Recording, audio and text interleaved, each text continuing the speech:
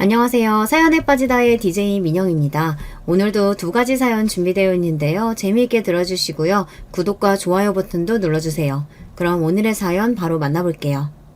안녕하세요. 저는 이혼하고 하루하루 다시 태어난 기분으로 살고 있는 40대 돌싱녀입니다. 이혼을 경험하신 분들이라면 누구라도 공감하시리라 생각합니다만 사람이 이혼까지 결심하는 게 결코 쉬운 일이 아니잖아요. 그런 만큼 누구보다 인생 풍파를 겪을 만큼 겪은 분들이 아마 돌싱분들이 아니실까 하는 생각이 드네요. 저 역시 이혼을 결심하기까지 정말이지 속이 썩어 문드러지는 줄 알았어요. 그래서 아무래도 그때부터 이 채널에 마음을 붙이게 된 게 아닐까 싶기도 하네요. 여기 사연을 보내시는 분들은 살면서 모진 일을 겪더라도 결국에는 슬기롭게 그 위기들을 다 이겨내고 성공하는 인생을 사시는 분들이니까요. 저도 여러분들 사연을 들으면서 얼마나 카타르시스를 느꼈는지 몰라요. 그래서 저는 망할 전 시댁 식구들 나락으로 보내고 강명 찾은 제 사연을 들려드릴까 해요. 저는 아들만 둘 있는 집에 막내 아들하고 결혼했어요. 결혼하기 전에 집에 하는 꼴을 보고 일찍 눈치를 챘어야 하는데 전 남편은 호구도 그런 호구가 따로 없었습니다. 전 남편은 거의 월급제로 제 본가에 갖다 바치고 있었어요. 데이트할 때 엄마한테 용돈을 받아야 한다는 전 남편 말에 얼마나 기함을 했는지 몰라요.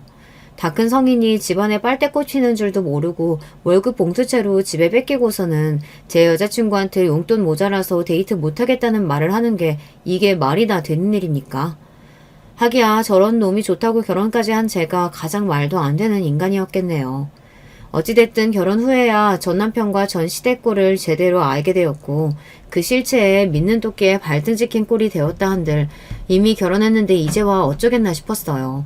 곰곰이 생각해보면 결혼 전에 징조가 한두 개가 아니었는데 사랑에 눈멀었다는 이유로 그걸 깡그리 무시하고 그런 놈이랑 결혼했으니 제 발등 제가 찍은 거나 마찬가지다 싶었어요.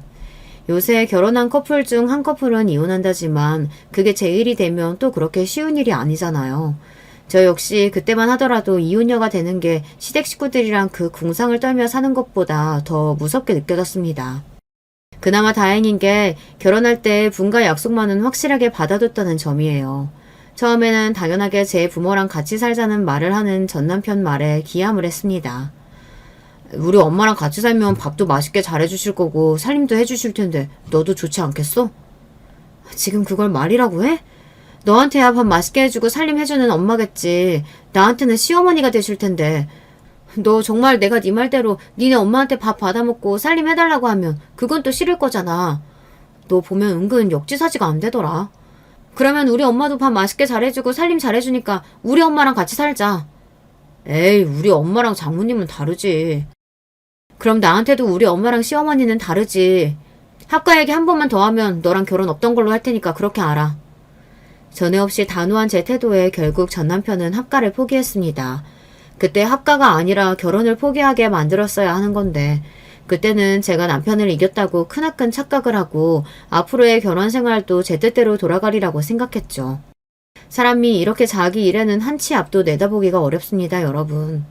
결혼하고 나서는 당연히 전 남편 월급 봉투부터 저희 공동 통장으로 돌리는 일부터 했습니다. 이 당연한 일에도 전 시어머니는 불만이 많은 듯 했습니다. 얘가 너랑 결혼하기 전까지는 돈 문제 가지고 불평불만 한 적이 단 한 번도 없었는데 너랑 결혼하자마자 이렇게 월급부터 쏙 빼가니 솔직히 내 입장에서는 야속하구나. 야속? 지금 이 상황에서 야속이 할 말입니까? 그렇게 아들 월급이 탐이 났으면 아예 며느리 볼 생각을 하지 말지 그러셨어요. 그랬으면 저도 좋고 나도 좋았을 거 아닙니까? 그래도 제 자식 총각으로 늙어 죽는 건 싫으신 모양이었나 봐요. 며느리라기보다는 그저 제 손주 낳아주고 당신 말씀에 토달지 않고 고분고분 살아주는 눈먼 여자 하나 드리고 싶으셨던 거죠. 세상에, 그럼 저희는 뭐 맞고 살아요, 어머니. 어머니 그렇게 말씀하시면 제가 다 야속하게 느껴져요. 저희도 입에 풀칠은 해야죠. 어머니가 저희 먹여 살려주실 건 아니잖아요. 저렇게 뻔뻔스러운 시어미를 상대하려면 눈치 없는 척 창피한 부분을 제대로 긁어주는 것 외에는 별다른 방법이 없었습니다. 저도 수치를 알면 제가 한 말이 창피한 거라는 것 정도는 알아채겠죠. 멍청한 전 남편은 제가 호구인 것도 모르고 그저 저희 엄마가 저를 아껴주는 줄로만 알고 있으니 저라도 저희 밥그릇은 확실하게 챙겨야 했습니다. 그동안은 계속 엄마가 관리해 주셨는데 결혼하고 당신이 그걸 도맡아 하니까 엄마 입장에서는 서운하실 수도 있지. 엄마한테 용돈이라도 드려서 마음도 좀 풀어드리고 그래. 그럼 네가 생활비 충당할 만큼 더 벌어오면 되겠다. 그치? 받아오는 돈은 한정되어 있는데 가정은 꾸리고 싶고 어머니 용돈도 드리고 싶고 그러면 더 버는 것 말고 방법이 없잖아. 우리 남편 힘내야겠네. 저 불리한 얘기를 할 때에만 눈치 없는 조동아리를 다무는 전 남편이었어요. 제 어머니 기분 맞춰줄 생각은 하며 제 마누라 속 뒤집히는 거에는 관심이 없는 건지 알고도 모르는 척 하는 건지 이놈도 유부남으로서는 한참 자격 미달인 놈이었어요.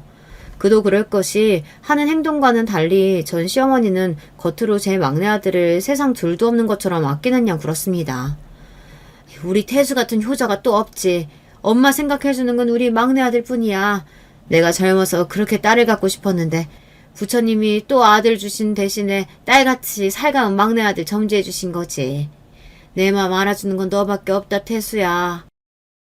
저 말뿐인 시어머니의 공치사에 매번 전 남편의 입이 멍청하게 해 벌어졌습니다. 그도 그럴만하죠.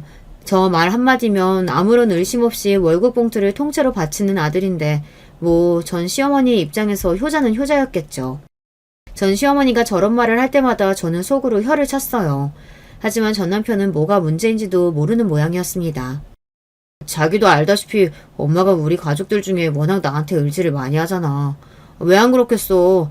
엄마도 형 보면 마음이 갑갑하겠지. 난 엄마 이해해.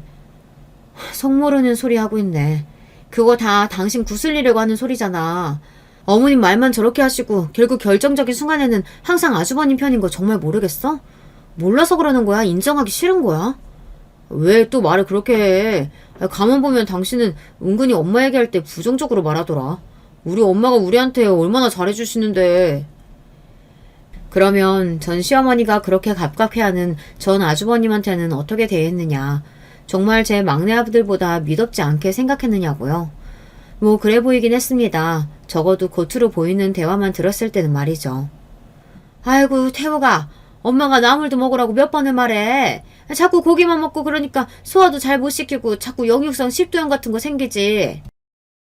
그러면서 시커멓게 커다란 성인 남자 밥그릇에 살뜰하게 나물 반찬을 덜어다 얹어주고 있는 꼬락서니를 보자면 정말이지 보는 사람 밥맛이 뚝 떨어질 정도였습니다. 전 시어머니는 40이 다 되어가는 제 장남을 꼭 4살짜리처럼 대하곤 했습니다. 아침부터 저녁까지 전 아주버님 뒷공무니를 졸졸 따라다니며 쉴 새 없이 뒤치다거리를 하는 전 시어머니의 모습을 보고 있자면 자식을 잘못 키워도 단단히 잘못 키우고 있다는 생각이 절로 들었어요. 그렇다면 제 어머니가 그렇게 저를 챙기는 것에 전 아주버님께서 고맙게 생각하느냐 하면 그건 또 절대 아니었죠. 아 엄마 귀찮게 따라다니지 말라니까. 코딱지만한 집구석에서 왜 이렇게 성가시게 따라부는 거야. 재수씨 보는데 창피하게 진짜. 저 보기 창피한 줄은 알면서 늙은 어미 손가게 만드는 자식이라는 데 대해서는 창피한 줄을 모르는 모양이었어요. 전 아주버님 말 맞다나 전 시어머니는 하루 종일 집안에서 제 큰아들 뒷공무니만 졸졸 따라다니며 온갖 참견을 다 해댔습니다. 그도 그럴 만한 것이 전 아주버님이 하루 종일 집에서 뒹굴대기만 하는 백수였거든요. 아주버님 말이야. 언제까지 저렇게 집에서 노시게 둘 거야? 어머님 아버님 연세가 적으신 것도 아니고 본인들 노후 준비하기도 빠듯하실 텐데 아주버님도 본인 앞가림은 하셔야 될 거 아니야. 형이 뭐 그럴 재주가 돼? 큰아들이라고 저렇게 집구석에만 박혀있는 꼴을 봐야 하는 엄마가 제일 안 됐지. 지금까지 저렇게 살았는데 뭐 할 줄 아는 게 있는 것도 아니고 뭐 어쩌겠어. 사람이 살던 대로 살아야지. 참 웃기는 게 전 남편은 항상 자기 형을 자기보다 못한 인간으로 취급하면서도 경제력이 없는 인간이니 당연히 저나 저희 엄마가 도와줘야 한다고 생각하는 것 같았습니다. 하기야 본인 모친에게 평생 들어온 소리가 그런 거니 귀 얇고 줏대없는 전 남편 입장에서는 그게 인생이 질리려니 착각 속에 평생을 살아온 거죠. 네 형 저렇게 1인분도 제대로 못하고 사는 걸 보면 내 속이 다 뒤집어지다 못해 제명에 못 살지 싶다. 그러니 어쩌겠니? 내가 저런 아들 녀석 만난 것도 네가 저런 형을 동생으로 태어난 것도 다 부처님 뜻이 아니겠어. 우리가 도 닦는다. 이번 생에 공덕 쌓는다 생각하고 네 형 살뜰하게 챙겨야지. 얼핏 들으면 전 남편을 추켜 세우고 전 아주버님을 깔보는 말인 것처럼 들리지만 결국은 그런 모자란 본인 장남을 당연하게 전 남편에게 떠맡기는 거나 다름없었습니다. 그런 말을 듣고도 본인 엄마가 믿는 건 장남이 아닌 자신이라고 생각하는 인간이었으니 이쯤 되면 전 남편에 대한 시어머니의 영향력은 거의 세뇌라고 해도 과언이 아니었습니다. 제 엄마가 대놓고 자기한테 빨대 꽂은 거나 마찬가지인 상황인데도 그게 가족 구성원으로서 능력을 인정받았다고 단단히 착각을 하고 사는 사람이었어요. 놀라운 것은 저 내세울 것이라고는 하나도 없는 전 아주버님도 결혼을 한 적이 있었다는 겁니다. 아니, 가장은커녕 본인 밥벌이도 못하는 양반한테 어느 눈먼 여자가 시집을 다 왔대. 결혼하기 몇 달 전인가 엄마가 하도 닥달해서 형이 잠깐 회사에 나간 적이 있었어. 엄마 지인 통해서 겨우겨우 마련한 자리였겠지. 그거나마 몇 달 못 다니고 때려치웠지만 말이 때려치운 거지 자기가 먼저 나오지 않았으면 얼마 안 돼서 쫓겨났을걸? 그러니까 결혼시키려고 다니지도 않던 회사를 급하게 밀어넣었다는 거야? 어머님도 참 너무하신다. 여자 입장에서는 사기 아니야. 여자도 어머님이 갖다 붙이셨다면서. 엄마도 오죽 답답하셨으면 그러셨겠어. 형이 워낙 정신을 못 차리니까 결혼이라도 해서 가정되면 정신을 차리려나 싶으셨겠지.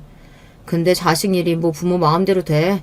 그렇게 밀어넣어준 회사나마 성실하게 정신 차리고 잘 다녔으면 사람 구실했을 텐데 거의 결혼하자마자 그거마저 때려치웠으니 그걸 엄마가 더 어떻게 했겠어. 그래서 예전 동서가 결혼한 지 3개월도 안 돼서 이혼 서선 건 거야? 그런 남편이랑 못 살겠다고? 몇 달 살지도 않았는데 동서는 무슨. 그 여자도 참 독해. 그래도 자기도 결혼 생각이 있으니까 우리 집안으로 들어온 거 아니야. 몇 년도 아니고 고작 몇 달 돈 안 벌어왔다고 남편을 그렇게 혼신짝처럼 버려? 요즘 여자들 진짜 무섭다니까. 나라도 버리고 도망간다 속으로 욕을 했습니다. 밖에 나가서는 저가 뭐 하나라도 손해볼까 싶어 눈에 쌍심지를 켜고 달려드는 인간이 왜 본인 본가 식구들 일만 끼어들면 저렇게 천지분간을 못할까 기가 막힐 노릇이었어요. 아니 생각을 좀 해보세요. 멀쩡히 회사 잘 다니는 인간인 줄 알았는데 정작 시집와서 보니 남편이란 작자는 태어나서 일이라는 걸 제대로 해본 적도 없는 인간이었어요. 그나마 몇 달 다니던 일은 저하고 결혼하려고 억지로 다녔던 거였고 제가 속아서 결혼하자마자 기다렸다는 듯이 회사를 때려치웠습니다. 거기다가 시댁도 죄다 한통속이고 작정하고 자기를 속여서 결혼을 한 인간들인데 그런 인간들과 어떻게 가족으로 같이 삽니까? 여자분이 온 식구가 전부 사기꾼이라고 집안에 품비박산 내지 않은 것만으로도 감사하고 살아야 할 인간들이 오히려 돈 못 버는 남편 버린 인간 쓰레기 취급을 했을 게 뻔합니다. 비록 잠깐의 눈속임으로 지뢰를 밟긴 했으나 그래도 현명하신 분인지 단기간에 빨리 이 집안을 벗어나셨구나 싶었어요. 얼굴 한번 본 적 없는 전 동서가 부디 이 거지 같은 집구석에서의 악몽 같았던 짧은 결혼 생활을 잊고 행복하게 사셨으면 하고 빌었습니다.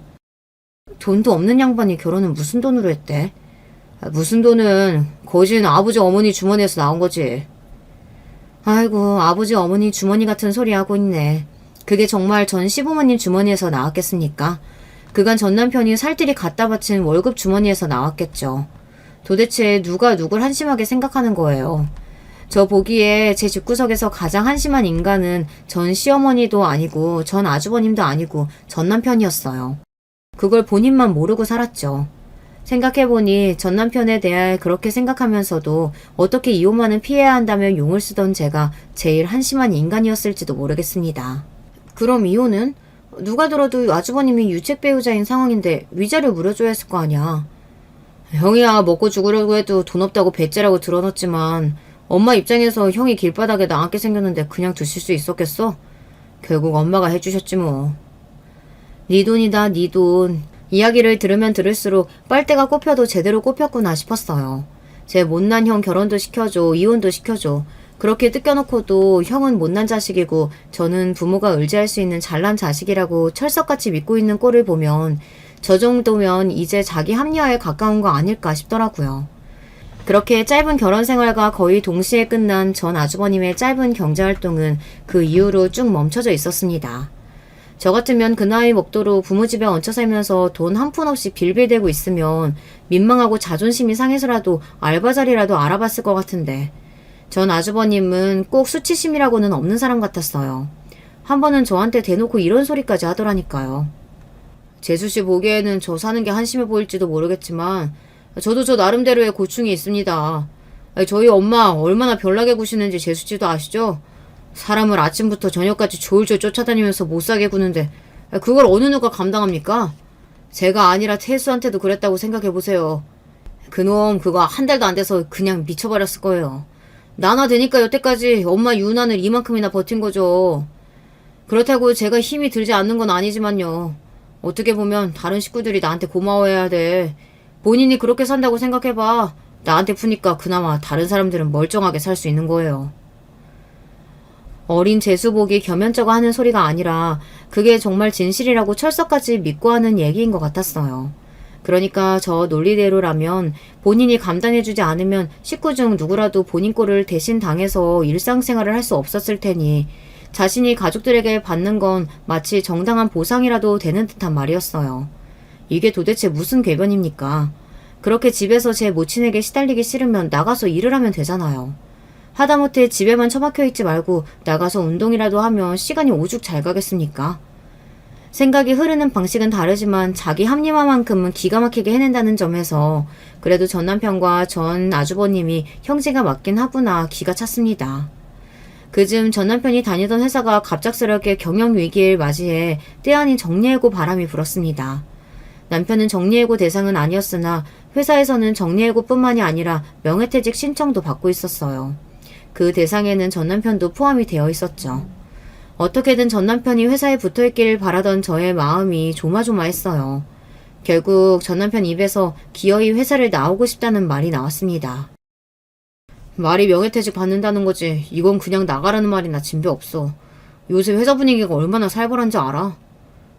아무리 그래도 그렇지 당신 사회는 훨씬 살벌하다는 거 몰라? 회사 그만두면 이제 뭐 먹고 살 건데. 남편이 오죽 힘들었으면 회사 그만두고 싶다는 말을 다 했겠어. 당신 부인이 돼가지고 꼭 그렇게 야멸차게 말해야 돼? 아, 이 사람이 얼마나 힘들었으면 그랬을까. 좀 공감해주고 위로는 못해줄 망정. 내가 돈 벌어오는 기계도 아니고. 돈 벌어오는 기계였으면 돈을 꼴랑 그것밖에 못 벌어왔겠습니까. 속으로 어처구니가 없었지만 어찌됐든 전 남편을 달래야 했습니다. 물론 나도 그렇게 생각하지. 항상 당신 얼마나 고생하는지 내가 모르지 않지. 그렇지만 사람이 먹고 살려면 생활을 해야 하잖아. 당장 회사 나오면 그때부터 나보다 훨씬 당신이 고달파질 거야. 매일 출근해서 일하던 사람이 수입은 없는데 당장 일할 곳 없으면 얼마나 스트레스 받는 줄 알아? 일을 왜 안 해? 목구멍이 포도청인데 목에서 피날 때까지 일해야지. 왜 어디 일자리라도 미리 알아봐 둔 곳 있어? 내가 그래도 이 회사에서 공으로 시간을 보낸 게 아닌데 경력도 쌓이고 인맥도 좀 쌓였잖아. 나 나오면 지금 회사에서 같이 나오겠다는 후배들도 몇 있어. 그 말에 제가 멈칫했습니다. 그러니까 이 인간 지금 회사 그만두고 본인 사업을 하겠다는 소리 아닙니까? 그 생각이 들자 뒷목이 쭈뼛해지더라고요. 당신 지금 제대로 생각하고 말하는 거 맞아? 그러니까 당신 혼자도 아니고 회사 후배들까지 데리고 나와서 사업을 하겠다는 거야 지금?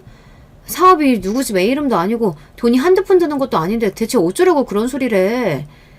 그러니까 밑도 끝도 없이 모르는 분야 들어가겠다는 게 아니라 지금까지 내가 해온 일로 사업하겠다는 거잖아. 내가 이쪽에 아는 사람이 없는 것도 아니고 나 사업하겠다고 하기만 하면 도와주겠다는 사람 천지야. 당신은 사람을 무시해도 유분수지. 당신 남편이 그렇게 생각 없이 사는 사람인 줄 알아? 전 남편이 다니던 회사는 광고 대행사였습니다. 광고 대행사라고 하니까 제법 그럴싸하게 들리긴 하지만 실상은 그렇지 못했어요. 동네 단위의 음식점이나 가게 등의 홍보 전단지를 만드는 것이 주로 하는 일이었으니 애초에 전 남편이 다니던 회사 자체도 별로 크지 않았습니다. 그런데 그 크지도 않은 회사에서 독립해 나와서 회사를 차리겠다니 제가 그쪽에 대해 전 남편보다 아는 게 적은 건 사실이지만 그런 업체들이 이미 포화 상태라는 것쯤은 알고 있었습니다. 시장에 대한 파악이 전문가가 아닌 저보다도 안 되어 있는 사람인데 저 사람이 무슨 사업을 하나 싶어 기가 막혔습니다. 당신이 디자이너에게라도 하면 내가 그나마 생각이라도 해보겠어. 그런데 당신 영업직이잖아. 그러면 직원으로 디자이너도 뽑아야 하고 당신 영업될 때 사무일 볼 사무보조도 필요하고 고용해야 할 직원이 몇 명인데 당장 당신 밥벌이도 할 수 있을지 모를 판에 그 직원들 월급은 다 어떻게 주려고. 아니 다 떠나서 당신 사업할 돈이 어디 있는데 뭐 나 모르게 꿍쳐둔 쌈짓돈이라도 있어? 제 알량한 자존심 내세우며 빡빡 우기던 전 남편 말이 뚝 끊겼습니다. 그러면 그렇지. 제 놈한테 그럴 돈이 어디 있겠습니까? 그걸 뻔히 알면서 저 입을 다물게 하려고 일부러 꺼낸 말이었어요. 그런데 전 남편이 생각지도 못한 말을 꺼내더군요. 당신 결혼 전에 장인어른이 유산 땡겨주신 거 있잖아. 그거 일단 사업 출자금으로 쓰면 되지 않겠어? 아주 당연하게 제 돈이 자기 돈이라도 됐냥 말하는 전 남편이었습니다. 저는 그만 기가 탁 막혔어요. 지금 그 돈 얘기가 왜 나와? 그 돈 말 그대로 우리 부모님이 나한테 주신 돈이야. 결혼 후에 받은 돈도 아니고 결혼 전에 받은 돈이고 당신하고는 하나도 상관없는 돈이라고. 당신 말 진짜 서운하게 한다. 우리가 남이야? 내가 나 혼자 잘 되자고 이래? 우리 둘 다 잘 살자고 내가 이렇게 아등바등 사는 거잖아. 우리를 위해서, 앞으로 태어날 우리 아이들을 위해서. 나 잘 되면 다 당신한테 돌아올 텐데 꼭 남 얘기하듯 그러는 거 나한테 진짜 상처야. 화를 내도 내가 내야지 제 놈이 왜 화를 낸답니까? 그 말을 끝으로 전 남편은 정말 며칠 동안 저한테 말도 한마디 안 걸더라고요. 저가 그렇게 나오면 제가 못 이기는 척 지고 들어올 거라고 생각한 모양이었습니다. 그러나 저도 전 남편이랑 그 가족들에게 그간 당해온 것이 있는데 호구처럼 제게 남은 얼마 안 되는 것까지 홀다당 뺏길 생각은 추호도 없었습니다. 제 반응이 자신이 예상한 것과 다르게 돌아가자 전 남편도 초조해진 기색이었어요. 그럴만도 하죠. 전 남편한테 돈 나올 구석이 어디 있겠어요. 애초에 결혼 전까지는 번 돈은 싹 다 제 본가에 가져다 바쳤고 제 식구들 외에는 돈 쓰는 거나 마음 쓰는 거나 밴댕이 소갈딱지인 전 남편한테 그만한 돈 턱턱 내어줄 지인이 있을리 만무했습니다. 그렇다고 전 시댁에서 전 남편을 도와주리라는 생각은 그야말로 턱도 없는 생각이었어요. 돈 가져갈 때나 우리 아들 간이고 쓸개고 다 빼줄 듯 굴었지만 제 큰아들 귀한줄이나 알지 둘째 아들은 돈줄로 생각하는 전 시어머니가 그만한 돈을 내어줄 리가 없잖아요. 내 돈 빼앗아 간다고 욕이나 하지 않으면 다행이었습니다. 그러니 남은 게 누구겠어요. 저밖에 더 있겠어요. 전 남편 입장에서는 제 사업을 하려면 어떻게든 저를 굴러 삶아야 하는 것 말고는 방도가 없었을 거예요. 여보, 며칠 전에 내가 말이 너무 심했지? 내가 요즘 회사에서 퇴사 압박이 너무 심해서 말을 제대로 가리질 못했나 봐. 내가 자기 아니면 또 누가 있어. 난 항상 우리 둘이 같이 잘 살 생각뿐인데 자기가 그걸 몰라주니까 너무 내가 서운했나 봐. 나 정말 준비 많이 했어. 절대로 당신 고생시키지 않을 테니까 처음에만 나 좀 도와주라. 응? 여보. 씨알도 안 먹힐 말이긴 했지만 평생 제 엄마와 형한테 뜯어먹혀 놓고 막상 도움 필요할 때는 어느 누구 하나 손 벌릴 곳이 없는 전 남편 인생이 딱하게 느껴졌습니다. 지금 와서 생각해보면 전 남편 딱해 할 시간에 나나 딱해 했으면 속이라도 덜 뒤집혀졌을 것을. 그래도 그때까지는 저런 것도 남편이라고 어떻게든 잘 고쳐서 끝까지 잘 살아보고 싶었어요. 마음이 반쯤 넘어가면서도 한 번 더 슬쩍 떠봤습니다. 그래도 어머님께 운이라도 한번 띄워보지. 그간 당신이 집에다 해준 게 얼만데 어머님도 아예 모르는 척 하시면 안 되는 거 아니야? 그게 다 언제적 돈인데. 나 결혼하고 나서는 다 당신이 관리했잖아. 그간 형 앞으로 들어간 돈도 적지 않은데 본인들 노후 준비나 제대로 하셨으면 다행이지. 들으나 마나한 소리에 한숨이 푹 나왔습니다. 취직해서 10년 넘게 일하고도 손에 쥔 게 아무것도 없어 마누라한테 아쉬운 소리나 하는 남편이라니요. 이런 인간을 믿고 정말 평생을 보내도 괜찮을지 회의감이 들었으나 전 남편 말대로 이혼하지 않은 이상은 그 인간과 저는 운명 공동체잖아요. 결국 저는 내키지 않는 마음으로 전 남편에게 회사를 창업할 사무실을 하나 얻어주었어요. 여보, 정말 고마워. 진짜 자기밖에 없어. 지금은 사무실 한 칸에서 시작하지만 나 이거 정말 크게 키워서 당신한테 꼭 사모님 소리 듣게 해줄 거야. 고마워요, 여보. 택도 없는 소리라는 건 그 말을 들을 때에도 알고 있었으나 그럼에도 좋아서 날뛰는 전 남편을 보니 기분은 나쁘지 않았습니다. 잘 되는 것까지는 바라지도 않을 테니 부디 말아먹지만 말아라 속으로 빌면서 말이죠. 너한테 이런데 얻어줄 돈이 다 있는지 몰랐네. 우리 아들이 복도 많구나. 우리 태욱이도 이렇게 사무실 턱 내어줄 여자 하나 만나 살면 얼마나 좋을까. 아휴, 우리 딱 하나 아들. 제 둘째 아들 개업식에 와서까지 본인 큰아들이 애처로워 어쩔 줄을 모르시는 전 시어머니 꼴을 보는 게 눈꼴 시려웠지만 좋은 날 덩달아 분위기 망치기 싫어 꾹 눌러 참았습니다. 그간 저가 쪽쪽 빨아먹은 아들님이 사무실을 오픈한다는데 화환도 아까워서 작은 꽃다발로 퉁치려드는 전 시어머니를 보며 같은 손가락인데 왜 저 사람만 저리도 안 아픈 손가락인 건지 다시금 짠해졌어요. 그러고 나서 한동안은 회사 자리 잡느라 눈코 뜰 새 없이 바빠진 전 남편은 얼굴 보기도 힘들어졌습니다. 처음 사업한다고 했을 때는 저 철딱선이 없는 인간을 도대체 어찌해야 하나 한숨이 나올 지경이었는데, 그래도 저도 회사까지 그만두고 제 사업을 시작할 때 저 나름대로는 다부진 각오를 한 모양이었어요. 자정이 다 되어서야 집에 돌아오는 전 남편 얼굴은 하루가 다르게 말라가고 있었어요. 처음엔 웬 되도 않는 사업을 한답시고 내 속을 이리 뒤집나 싶어 신경도 쓰지 않으려 했지만 정이라는 게 참 무섭고 더럽습니다. 사람이 그렇게 고생하는 꼴을 보니 저러다 쓰러지는 건 아닌가 싶어 이것저것 몸에 좋다는 보양식도 챙겨 먹이게 되더라고요. 저도 참 속도 없는 여자죠.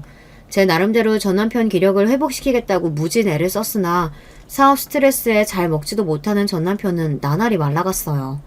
거기다 무더운 계절이 찾아오면서 전 남편은 더더욱 입맛을 잃어갔죠. 보약이라도 한 첩 써야 하나 생각하고 있던 차에 시조모 제사가 다가와 간만에 시댁에 방문하게 되었습니다. 전 남편은 그날도 바빠서 저 혼자 참석하게 되었어요.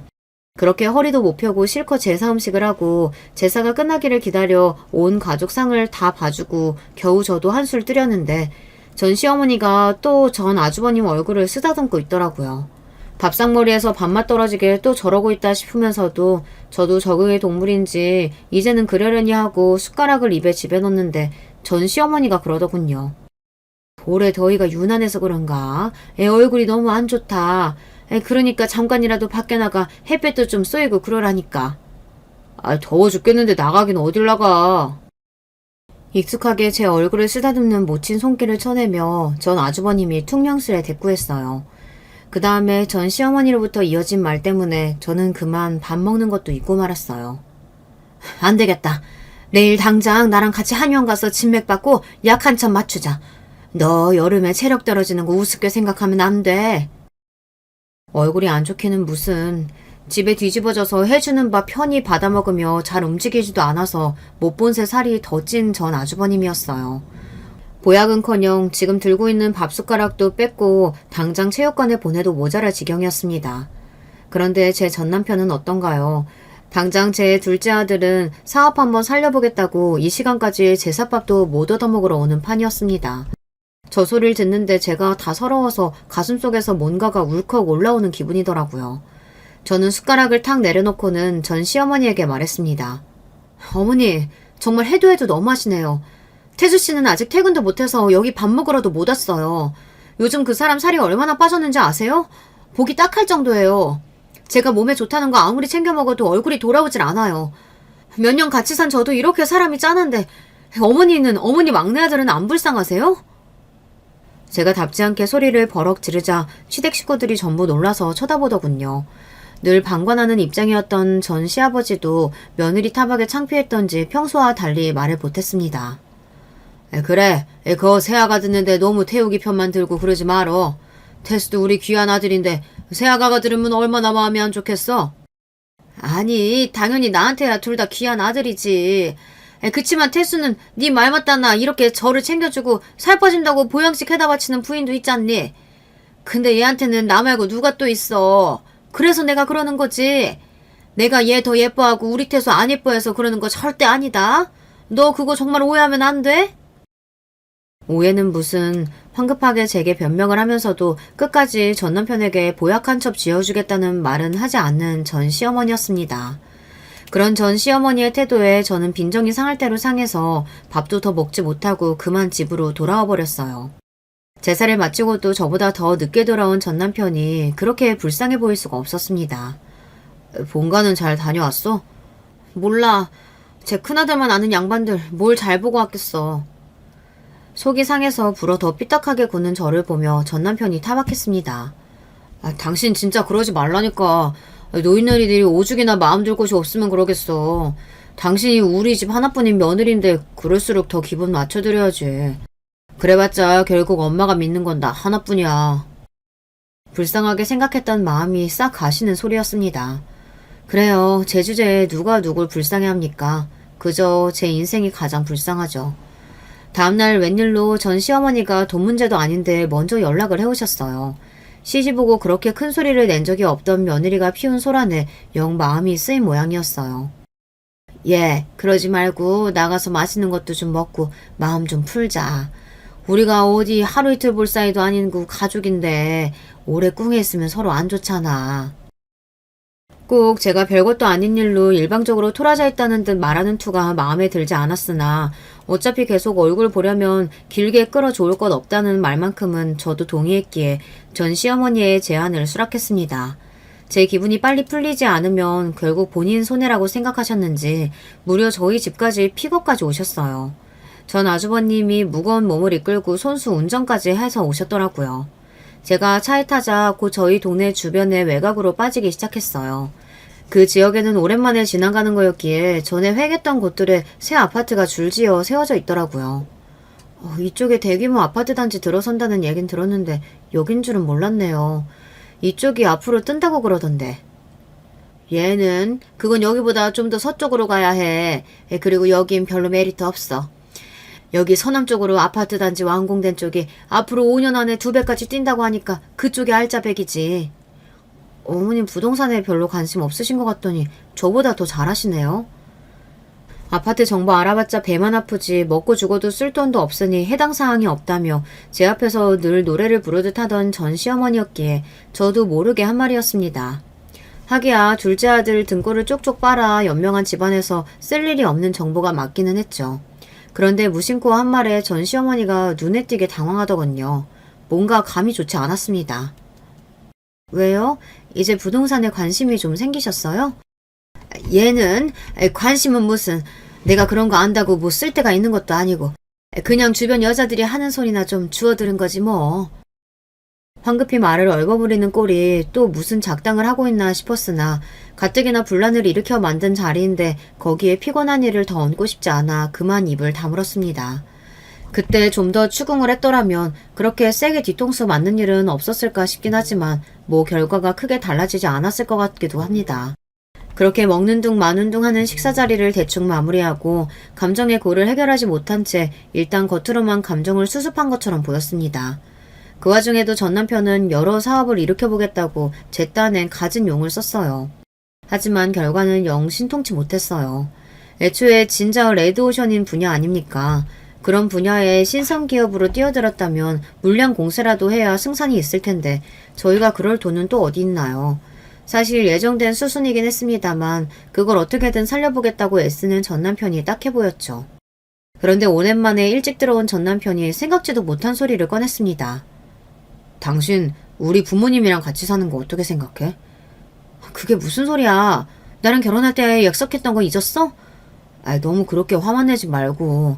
화를 내는 게 아니라 당신 하는 말이 너무 황당하니까 그렇지. 애초에 나랑 결혼하면서 약속한 것 중에 지켜진 게 그거 달랑 하나인데 그걸 걸고 넘어지니 내가 흥분을 안 하게 생겼어? 그리고 아주버님이랑 잘 지내고 계신데 갑자기 무슨 합가 얘기야. 그 말에 대번 전 남편 표정이 부르퉁해졌습니다. 그러니까 말이야. 형은 이때까지 부모님이랑 실컷 살았잖아. 나도 자식인데 부모님 정 좀 받으면서 좀 편하게 살 수도 있는 거 아니야? 제 놈만 편하게 받는 제 부모님 정이겠죠. 한동안 불쌍하게 굴어서 잊고 있었는데 원래 이렇게 제 속을 뒤집는 놈이었습니다. 안 돼. 난 분명히 말했어. 절대 안 돼. 더 이야기를 들어보지도 않고 안방문을 쾅 닫고 들어갔습니다. 누가 말려 죽일 일 있습니까? 지금 이렇게 떨어져 사는데도 화병 안 걸리는 게 용할 지경이었어요. 다시 한번 저런 개소리 짓거렸다가는 정말로 가만두지 않으리라 결심했습니다. 그렇게 냉전 속에서 며칠이 더 지나고 저는 시댁 행사 때문에 내키지 않는 발걸음을 하게 되었어요. 얼마 전 제사 때의 분란에 며칠 전 전 남편의 턱도 없는 소리까지 시댁에 가고 싶지 않은 마음이 만만이었으나 제가 그제인 며느리인 이상 할 도리는 해야 했죠.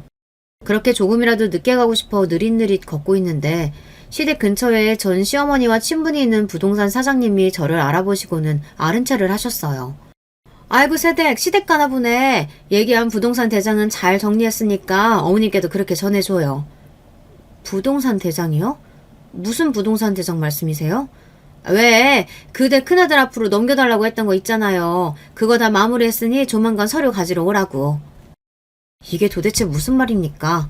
먹고 죽으려도 없다는 소리를 입에 달고 사는 시댁인데 무슨 부동산이 있고 또 그걸 누구 앞으로 넘긴다는 거예요. 그 소리를 듣는데 온갖 불길한 가정이 저를 덮쳐오는 것 같아 숨이 턱 막히는 것 같았어요.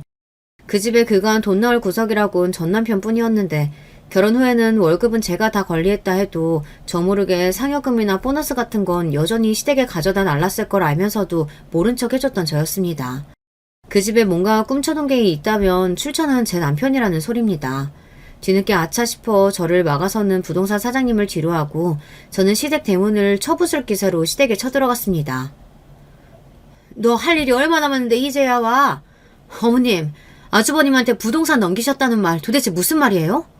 날카롭게 따져묻는 제 목소리에 시댁 식구들이 일제히 굳어버렸습니다. 전 시아버지는 늘 그렇듯 자리를 피하고 전 아주버님도 제 눈총을 슬쩍 피하더군요. 그럼 남은 사람은 전 시어머니 뿐이죠. 너 그 얘기 어디서 들었어? 이 입산 옆에 내가 애한테 아파트 해준 거 그걸 너한테 홀라당 풀었어? 그러니까 제 큰아들한테 부동산을 넘긴 건 맞다는 소리였습니다. 저는 사람이 혈압이 치솟으면 정말 정신이 혼미해진다는 걸 그때 처음 알았어요. 어머니, 정말 해도 너무한 거 아니세요? 그동안 그 사람이 이 집에 어떻게 했는데요? 그렇게 저희한테는 돈 없다고 뭐 하나 안 베풀고 하시더니 그걸 홀랑 다 아주머님을 주세요? 누군 죽도록 일해서 주기만 하고 누군 평생 받기만 해요? 같은 자식인데 어떻게 이렇게 대접이 다를 수가 있어요? 예, 그렇게 흥부만 하지 말고 너희야 너희끼리 도도 사업도 하고 잘하고 잘 살잖니. 근데 쟤는 이제 와서 어디 취직도 못하고 어떻게 할 거야. 너 정말 그렇게만 생각할 일 아니야. 우리가 다 늙어서 이제 제 책임 못 지겠다고 너희한테 떠넘기면 어쩌려고. 그걸 우리가 너희 생각해서 제 살 길 만들어준 건데 그렇게 이야기하면 안 되지. 정말이지 돌아버릴 지경이었습니다. 이젠 제 큰아들 저희 부부한테 떠넘긴다는 협박까지 하니까. 사람이 선을 넘어도 정도가 있지 이건 정말 해도 너무하잖아요. 어머님, 어떻게 그런 말씀을 하실 수가 있어요? 우리도 우리 입장에선 전 재산 걸고 너희의 앞길 정리해준 거야. 고맙게 생각해도 모자를 파네. 내가 우리 재산 어떻게 쓰는 것까지 너한테 허락받아야 하니? 밉살맞게 말하는 전 시어머니 때문에 꼭지가 도는 것 같았습니다. 그래도 계속 거기 있다가는 정말 제가 무슨 짓을 할지 몰라 시댁을 뛰쳐나왔어요. 우리 재산이라뇨. 전 남편 등쳐모아서 만든 부동산일 것이 뻔한데 뻔뻔한 언행에 숨이 턱턱 막혔습니다. 저는 곧장 전 남편에게 전화를 걸었어요. 당신 어머니가 당신 형한테 아파트 준 거 알고 있었어? 그런데 이 인간이 대답이 없는 겁니다. 저는 이번에도 전 남편이 호구 노릇만 잔뜩 하고 뒤통수 맞은 거 아닌가 싶어 걱정이 만만이었는데 하등 쓸모없는 일이었던 거죠. 저 빼고 모든 시댁 인간들이 한통속이었어요. 길어진 침묵에 결국 제가 폭발하고 말았습니다. 너 진짜 등신이야? 호구 노릇도 정도가 있지. 이젠 부모님 재산까지 다 뺏기고 멍청하게 손가락 빨고 있어? 그게 진짜 네 부모님 재산이면 내가 이렇게까지 기가 막히진 않을 거다. 그거 다 네 주머니에서 나왔다는 거 너 진짜 몰라서 이래? 그렇게 등신 호구같이 살 거면 너 혼자 살지. 왜 나까지 이 진창에 끌고 들어와서 사람 속을 뒤집어. 네 얼굴 보면 헛다지 나서 죽을지도 모르니까 당분간 집에 들어오지 마. 그렇게 빽 소리를 지르고는 전화를 끊어버렸습니다. 이제 불쌍한 걸 넘어서 전 남편 꼬라지만 봐도 짜증이 솟구칠 것 같았어요. 도대체 저런 인간을 데리고 어떻게 평생을 살란 말입니까? 남은 제 인생이 깜깜해서 그만 눈물이 났습니다. 눈치가 있는 건지 없는 건지 전 남편은 정말로 그리고 며칠 집에 들어오지 않았어요. 안 들어오면 제 놈만 손해지 생각하며 그 며칠간 쓰린 속을 애써 홀로 달랬습니다. 그러다가 전 남편이 다시 집으로 돌아왔을 때는 혼자가 아니었어요. 어머님이 여긴 웬일이세요? 날카로운 제 말투에 모자가 움찔하더군요. 그러나 이내 뻔뻔하게 나가야 한다고 생각했는지 전 시어머니가 말했습니다. 얘는 내가 어디 못 올 때 왔니? 나 이제 너희들이랑 살려고 왔다. 뭔 정신 나간 소리예요 이건. 제가 이성을 잃고 소리를 질렀어요. 여기 내 집인데 어머님이 왜 여기서 살아요? 왜요? 살던 집까지 귀하신 큰아드님이 주셨어요? 당신 어머니한테 그게 무슨 말버릇이야? 넌 입 닥치고 있어. 내가 허락 안 했는데 어머니가 무슨 자격으로 여기서 살아요? 내 아들이 허락했다. 내가 세상에서 제일 좋아하는 우리 둘째 아들이랑 같이 살겠다는데 무슨 엿바닥이 이렇게 길어? 제일 좋아하는 둘째 아들은 무슨. 당신한테 저 인간 돈 빨아먹을 호구로밖에 안 되는 거 내가 모를 줄 알아? 어디 나까지 호구 취급을 하고 있어. 둘 다 꼴도 보기 싫으니까 당장 내 집에서 나가. 이게 진짜? 순간 눈앞에 불이 번쩍하더니 제 목이 획 돌아갔습니다. 전 남편 놈이 그 씹어먹어도 모자랄 놈이 제 얼굴에 손을 댄 거였습니다. 그래도 저는 그간 제 집에서 물주 취급이나 당하는 제 놈이 안타깝다고 불쌍해했더니 처음부터 그놈한테는 제가 아니라 저 얌체 같은 시댁 식구들만이 가족이었던 거죠. 그 생각이 드니 도대체 그동안 제가 뭘 위해 이 지긋지긋한 결혼 생활을 지속한 건지 속에서 천불이 나 견딜 수가 없었어요. 당장 이 불을 끄지 않으면 그만 화르륵 타 죽을 것만 같았습니다. 저는 제가 무슨 짓을 하는지 자각도 하지 못한 채 욕실에서 호스를 끌어다 그 빌어먹을 두 모자에게 물줄기를 퍼부어댔어요. 나가! 둘 다 내 인생에서 꺼져버려! 너희들 때문에 내가 되는 일이 하나도 없어! 꼴도 보기 싫으니까 둘 다 나가서 죽어버려! 미친년처럼 물줄기를 휘두르는 제 꼴에 놀라 두 모자가 허겁지겁 집 밖으로 피신했습니다. 그때를 놓치지 않고 저는 현관문을 쾅 닫아버렸어요. 그러고는 그 자리에 퍼질러 앉아 집이 떠나가도록 엉엉 오열하기 시작했어요. 본능적으로 이 결혼이 결국 깨져버렸다는 것을 실감했습니다. 그 두 인간들에게 이런 꼴까지 당했는데 더는 이혼이 무섭지 않았습니다. 그동안에야 어떻게든 가정을 지켜보겠다고 못 볼 꼴 참아낸 거지 이혼을 결심한 마당에 제가 못할 짓은 세상에 아무것도 없었어요. 저는 당장 전 남편 놈의 회사 사무실을 전세부터 뺐습니다. 부동산 사장님이시죠? 저희 사무실 전세 급하게 뺄 일이 생겨서요. 길 맞추지 못한 건 저희 쪽에서 부담할 테니 최대한 빨리 부탁드려요. 들어오신다는 분 있으면 당장 내일이라도 뺄 수 있으니 연락 기다리겠습니다. 마침 공교롭게도 사무실 전세가 많이 부족할 시기였습니다. 부동산 사장님과 함께 사무실을 보러 온 사람을 갑작스레 맞이한 전 남편 놈이 혼비백산해서 집으로 달려왔어요. 이게 무슨 소리야? 사무실을 뺐다니. 저는 놈 말에 대꾸도 않고 준비한 이혼 서류를 놈 면상에 집어던졌습니다. 내 돈 내가 뺀다는데 네 놈이 무슨 상관이야. 너같이 천지국만 못하는 호구놈이랑은 단 하루도 살아줄 생각 없으니까 이혼 서류에 사인이나 해서 보내. 저가 유책 배우자로 표기된 서류를 보고 놈 눈이 뒤집어졌습니다. 누구 맘대로 이혼이야? 그리고 왜 이 집이 네 옆으로 되어 있어? 왜긴 왜야. 네가 대도하는 사업한답시고 이 집에 그나마 절반 넣어둔 돈 나한테 현금으로 받아갔잖아. 공증까지 받아놓고. 네 마누라 돈이니까 진짜 네 돈이라도 된 줄 알았어? 쟤 미친놈이 폈는다고 마누라 뺨까지 쳐놓고 그러고도 네 놈이 이혼 안 당할 줄 알았니? 네가 아주 나를 등신으로 봤구나. 네 모자 가고 진단서까지 끊어놨으니까 넌 가정폭력까지 행상한 유책 배우자야. 나 없으면 땡전 한 푼 없는 거지 주제에 감히 나한테 손찌검까지 해? 오늘 이후부터는 접근금지 신청도 할 테니까 네 면상 볼 일은 더는 없을 거다. 가서 네 어미 젖이나 먹어. 그러고는 곧장 인터폰을 들어 저 무례한 주거침입자를 쫓아내줄 것을 요청했습니다. 전 남편은 씩씩대면서도 곧 출동한 안전요원들에게 질질 끌려나갔어요. 그걸로 전 남편과는 완전히 끝이었어요.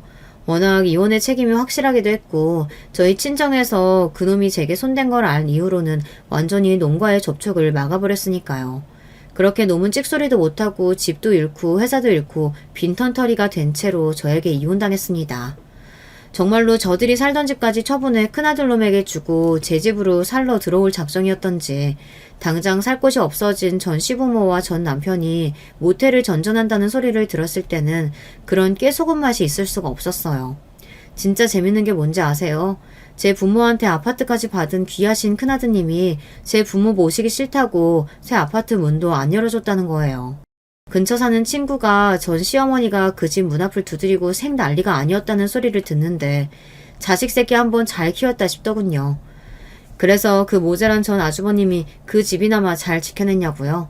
그 멍청이가 무슨 바람이 불었는지 어디서 주식 투자 정보를 잘못 물어와서는 주택 대출까지 받아 투자했다 원금을 홀라당 날려먹는 바람에 그 아파트가 경매로 날아갔다는 소식을 들은 게 제가 마지막으로 듣게 된 시댁 소식이었습니다. 그 집 멍청한 건 아무래도 대대로 내려오는 유전자가 아닌가 싶습니다. 그것들 꼴을 안 보고 사니 세상 근심이 다 사라진 것 같아요. 내려놓으면 일이 편안한 것을 뭐 한다고 그렇게 이혼년 안 되어보겠다고 내 인생 갉아먹으며 아등바등 살았나 모르겠어요. 결혼도 서로 위로해주는 사람들끼리나 좋은 거죠. 이혼하면 세상 무너지는 줄 알았는데 막상 살아보니 그런 것도 아니었고요. 더러운 꼴 볼 일 없으니 확실히 정신건강은 훨씬 좋아진 것 같습니다. 제 지긋지긋한 전남편과 전 시댁 탈출기는 이쯤에서 마무리할게요.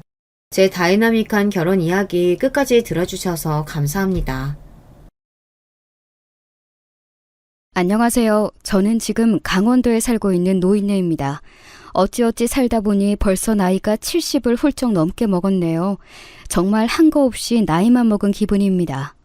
얼마 전 개인적으로 정말 안 좋은, 하지만 나중에 화근을 제거한 듯한 일이 있었어서 한번 이야기를 해보고 싶었습니다.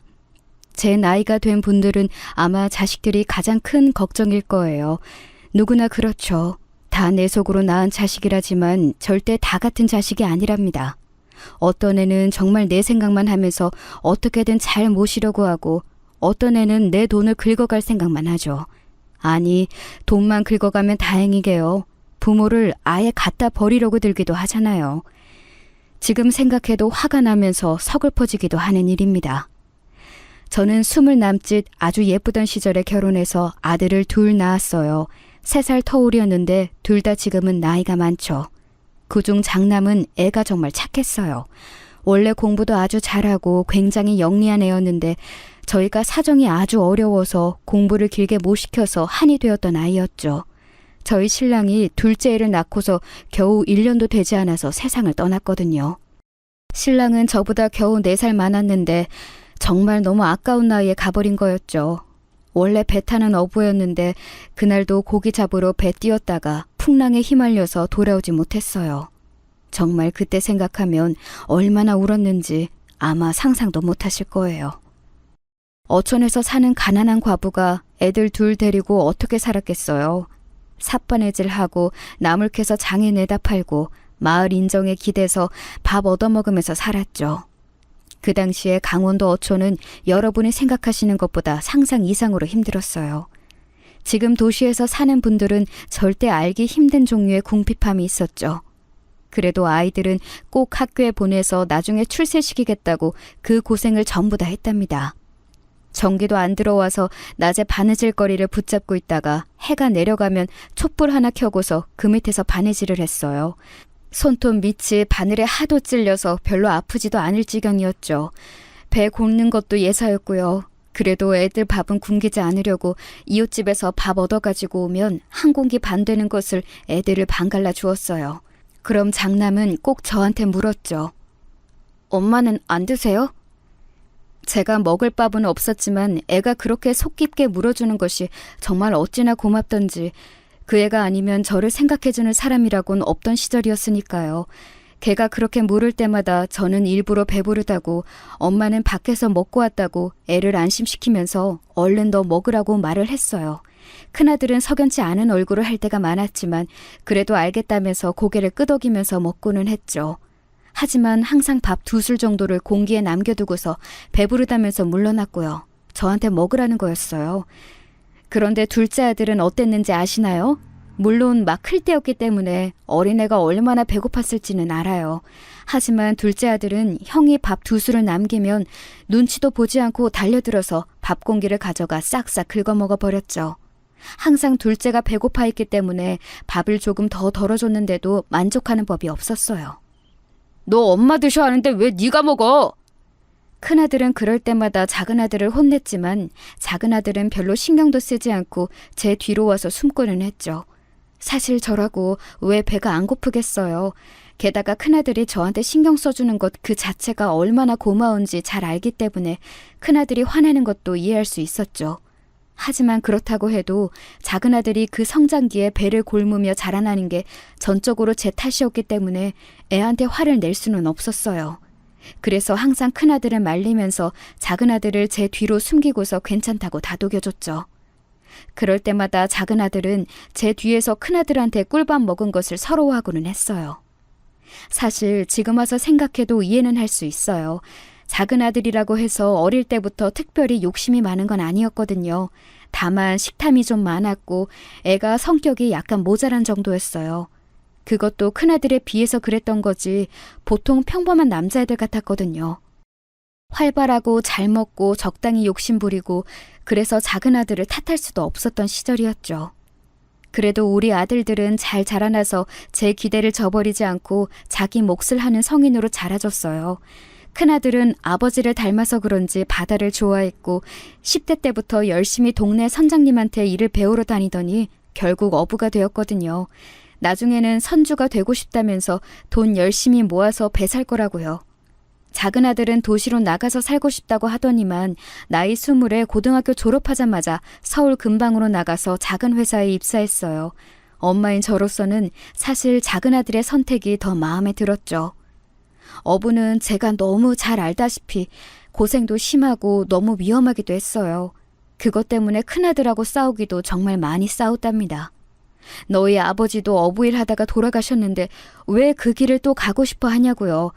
그런데 그렇게 말 잘 듣고 착하던 큰아들이 그 문제에 있어서는 제 말을 안 들어주더라고요.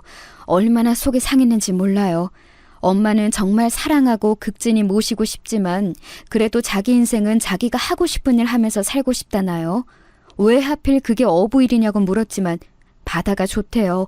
제 아버지도 일이 없어도 항상 바다 나가서 바라보는 게 버릇이었는데 아마 피는 못 속이나 보다 싶었어요. 애가 뭐 기억도 하기 전에 남편이 죽었는데도 말이에요. 그래도 아들들이 돈을 벌면서 자리를 잡고 나니까 조금 상황이 나아졌어요. 작은 아들은 도시에서 사느라고 쪼들려서 집에 돈을 보내지는 못했지만 그래도 생활비나 용돈을 달라고는 안 해서 그것만으로도 조금 여유가 생겼었죠. 큰아들은 배를 타면서 선장님한테 돈을 받았는데 작은 배이긴 했지만 그래도 선장님이 워낙 너그러우신 분이라서 돈이 부족하지 않게 주고는 해주셨어요. 얼마나 고맙던지요. 엄마, 이제는 좀 쉬세요. 제가 버는 돈만으로도 우리 식구 밥은 먹고 살 수 있잖아요. 면목이 없어서 어쩌니. 엄마, 여기저기 너무 아픈 곳 많아서 이제 좀 쉬셔야죠. 큰아들은 안타까운 얼굴을 하고서 그렇게 말하고는 했어요. 사실 뭐 먹고는 살아도 그렇게까지 여유로운 것은 아니라서 제가 일을 그만두는 것은 조금 망설여지기는 했었죠. 너희들 장가도 보내려면 한 미천은 마련해둬야지. 어떻게 내가 일 그만하고 쉴 수가 있겠니? 마음이 불편하지. 제가 그렇게 말하면서 웃으니까 큰아들이 그러대요. 엄마, 괜찮아요. 전 결혼 안 할 거니까요. 결혼을 안 해? 무슨 소리는 그게? 전 그냥 평생 엄마 모시고 살 거예요. 그게 좋아요. 20 조금 넘은 큰아들이 그런 소리를 하는데 제가 억장이 다 무너지더군요. 저를 편하게 해주겠다는 말은 너무 고마웠지만 아들이 결혼을 안 한다는데 놀라지 않을 부모가 어디 있겠어요. 저는 그래도 아직 어리니까 그런 소리를 하겠거니 하고서 그 후로도 계속 아들한테 어디 좋은 아가씨 없냐, 너 결혼 빨리 해서 손주를 보는 게 엄마 생각하고 효도하는 거다 하면서 은근하게 계속 결혼하기를 바라는 눈치를 줬어요. 하지만 큰아들은 조금도 결혼 생각이 없더군요. 반대로 작은 아들은 결혼을 하려고 아주 젊을 때부터 성화였어요. 작은 아들은 고등학교 졸업하자마자 수도권으로 나가서 회사에 다녔는데 어느 날인가 주말에 집에 오더니 거기 격리인지 뭔지 하는 아가씨하고 결혼하고 싶다고 하더군요. 애가 뭐 20 중반만 되었어도 그래 알아서 하겠지 하고 기쁘게 보내줄 수 있었을 것 같아요. 그런데 당시 작은 아들은 겨우 22이었거든요. 아직 군대도 가기 전이었는데 갑자기 결혼을 하겠다고 말을 꺼내니까 말이에요. 무슨 소리냐? 너 아직 군대도 안 다녀왔지 않느냐? 제가 꼬지람을 했지만 작은 아들은 그런 문제에 되게 고집이 셌거든요. 애 자체는 밝고 명랑한데 좀 고집이 세고 자기가 하려고 하면 꼭 해야 하는 게 문제인 애였어요. 하지만 역시 군대 다녀와서 결혼을 해도 하라고 제가 애원을 한 끝에 작은 아들은 곧 군대를 다녀와서 3년 뒤에 결혼을 했죠. 사실 며느리감이 마음에 들지는 않았어요. 별로 얌전한 아이가 아니더라고요. 그래도 작은 아들이 군대 다녀오는 3년 동안 얌전하게 기다려줬기 때문에 고맙기는 했는데 처음 저희 집에 방문했을 때 태도가 그렇게 좋지는 않았어요. 인사도 하는 둥 마는 둥 하고 방문 여기저기 휙휙 열어보고 어린 아가씨가 그런 태도라는 게 좀 놀랍더군요. 작은 아들은 고집은 좀 세도 애가 예의 범절은 바르게 자랐는데 아무래도 며느리라고 들어온 애가 작은 아들한테 좋은 영향은 미치지 않을 것 같은 예감이 들었어요. 그래도 뭔가 치명적으로 꼬투리를 잡을 만한 문제는 없었기 때문에 그리고 저희 집 역시도 그리 잘 살지 못하고 내놓을 것 없는 집안이었기 때문에 별다른 반대는 하지 않고 결혼을 시켰죠.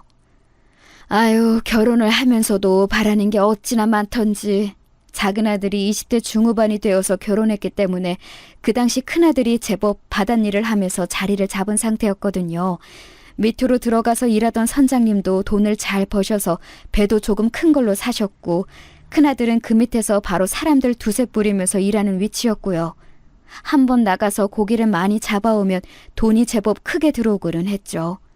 사실 바닷일이 잘 풀리니까 돈이 제법 되더라고요.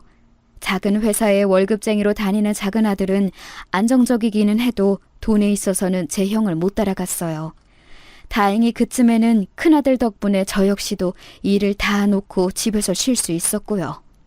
그런데 작은 아들이 그런 집 사정을 다 알고 있었거든요. 그러니까 좀 애가 욕심을 부린다고 해야 하나? 아무래도 며느리 때문인 것 같기는 했어요. 엄마, 저 집 하나는 해주실 거죠? 뜬금없이 무슨 소리니? 우리가 무슨 돈이 있다고. 돈이 왜 없어? 형 잘 벌잖아요. 그렇게 잘 버는데 여태까지 저 결혼용으로 뭐 안 모아놓으셨다는 건 아니죠? 작은 아들은 며느리감을 데리고 와서 주말에 함께 식사를 하면서 그런 소리를 하더군요. 저는 조금 놀라서 아들을 봤어요. 옆에 함께 앉아있던 큰아들은 눈을 찌푸리고서 작은 아들을 봤지만 그래도 옆에 재수씨가 있으니 별다른 말은 하지 않았어요. 요즘 집 하나 없이 결혼하는 사람이 어디 있어요. 작은 거라도 하나 해주셔야죠. 집사람 사돈 어른 쪽에서 혼수 해주신다니까 집은 해주세요. 작은 아들은 마치 통보라도 하듯이 그런 소리를 했어요. 며느리는 새침한 얼굴로 앉아서 다른 말을 덧붙이지 않고 밥만 깨작거리고 있더라고요. 저는 좀 어안이 벙벙했지만 요즘 결혼하는 젊은이들은 다들 그런가 싶어서 그냥 알겠다고만 했죠. 나중에 큰아들이 한숨을 쉬었지만 그래도 여태까지 작은 아들을 고생시키며 키운 것이 미안해서 집을 해주었어요. 물론 그 과정에서도 굉장히 트러블이 많았죠.